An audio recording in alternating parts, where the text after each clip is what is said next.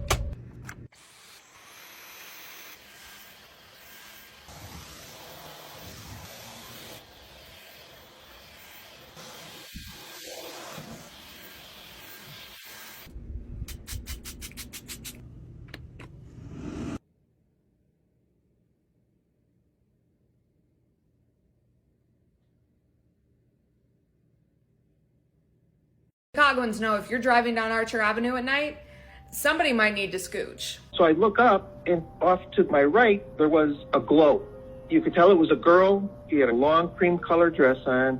And the only thing I really remember, other than her walking so smoothly, she was kind of like floating along the road. And I didn't see a face. There was just like it was just like black there. Drive half an hour southwest of the Bean and you're going to find Resurrection Catholic Cemetery, the namesake of Illinois' arguably most famous ghost, Resurrection Mary. The story goes that in the 1930s, a woman named Mary was dancing the night away with her beau at the O. Henry Ballroom. We know it as the Willowbrook, but originally it was the O. Henry, and now it's a hot dog joint. Anyway, the O. Henry Ballroom attracted kids all over the tri-state who had big band fever, including Mary and her beau, or former beau.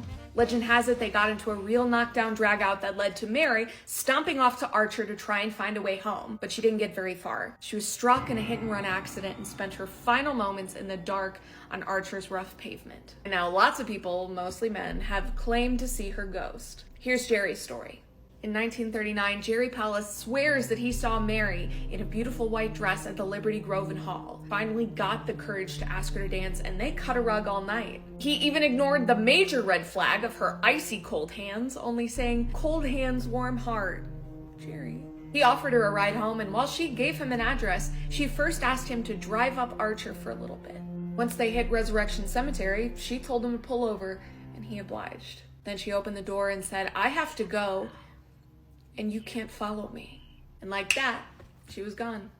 Jerry, God love him, got up the courage to drive to the original address she gave him the next day, where an older woman answered the door with an uncanny likeness to Mary. And when he said he'd like to see her, the woman shook her head. She's been dead for years, and she's buried in Resurrection Cemetery. So now we have this beautiful ghost walking up and down Archer Avenue looking for a ride, and we don't know who she is. The most popular theory is that Mary is actually Anna Norkus, a 13-year-old who died in a car accident in 1927. Anna was an avid dancer, and she begged her father to take her to the O. Henry Ballroom for her 13th birthday.